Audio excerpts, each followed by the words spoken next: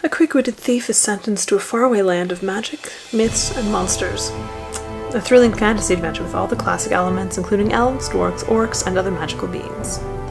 Charity is a thief who survived Byzantia's deadly streets by thinking fast and running faster, until a heist gone wrong saw her imprisoned on a ship sailing to the far side of the world. Farshore, the Emperor's first colony across the Great Sea, is humanity's lone outpost in a land inhabited by monsters, wild magic, and races from legend. Turns out, myths are just as deadly as a knife in the dark.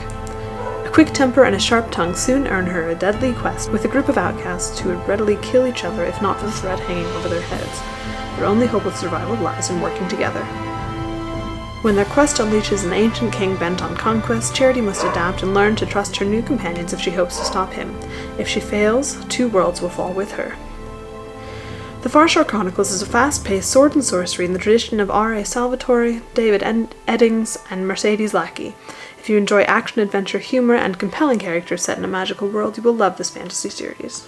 The Farshore Chronicles by Justin Fike has just been re-released by Falbrant Press in the form of an omnibus edition, so that's the first 3 books. I'm going to talk about the first book because we wouldn't want to ruin things with spoilers. That would be bad. So the first book follows Charity, who is a thief. She's been caught and sentenced to exile in the colony, like all the way across the world, where things that have been forgotten by her people still exist, like magic, and elves, and halflings, and orcs, and dwarves, and all of these things, which is kind of terrifying for Charity. But she ends up, through snark and extreme capability, in the arena, which is basically gladiator games, where people have been sort of sentenced to go, and she's there working out her thieving sentence. So that's very problematic for her. Except that she's actually not terrible at such things. So that then leads her into more trouble, and there's problems and all sorts of interesting things going on, and I really liked this book. I like the fact that it's first-person narration. You get that extra element of being inside the character's head, and I think that works pretty well for this story because it is fast-paced. The things that are happening are going to happen very quickly, so you don't get a lot of time to sit and process these things, but being inside Charity's head, you get a lot of that extra element of characterization. That, and she's just a really fun narrator because she's snarky and competent, and I like that a lot. I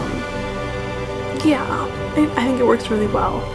The characters, apart from Charity, are also very fun. They're sort of your, they follow some of these stereotypical pieces that you would see from magical creatures such as elves and dwarves and whatnot, but they're also not the same. Alaron the elf is, he's trouble. Shaska the halfling comes from a tribe of, like, seriously capable hunter-killers who eat what they kill. Very dangerous. Magnus the dwarf is from a Viking sort of culture. I think it's just, there's enough difference there with the characters and the creatures that you don't have the feeling of, oh, well, I've seen this before. It's completely different. It's very new. And yet it's familiar in a way that means, okay, I'm not trying to figure out something off. There's something different, and it's different, but it's the same. And I think that extra element of uniqueness works really well for this story. As far as the plot goes, it does move very quickly. You are going from one event to the next fairly rapidly, which, you know, it works. These are short, fun reads, and I think the plot movement works very well. My only critique is that the books do end on cliffhangers. Now, it doesn't matter that much for the omnibus edition because they're all in one place. But if you get them individually, and I imagine at the end of book 3, which I'm not there yet, then it could be problematic because you'll be waiting for the next one, and they're very good, and, you know, don't want to wait. So that's a thing. But if that's my main critique, it's really not that big of a deal. It really isn't. Anyways, I highly recommend this series. It is super fun to read, absolutely very interesting. Language is a bit, not meant for small children.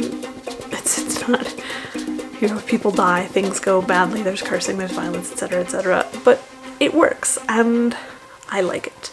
So if you're interested in this book, the Farshore Chronicles Omnibus, and all of the other bits and pieces associated with it, will be linked in the description box below. I shall also link my interview with Justin Fike there too, so you can see him talk about all of the things to do with the books. Because, why not? And you can find my links there too.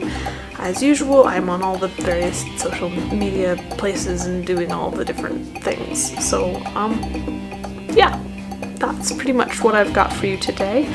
I hope you have a fantastic day. I hope things are not too terrible out your direction, and that the weather is cooperative for all of your reading endeavors. And, yeah. So have a great day, and I shall see you next time. Bye.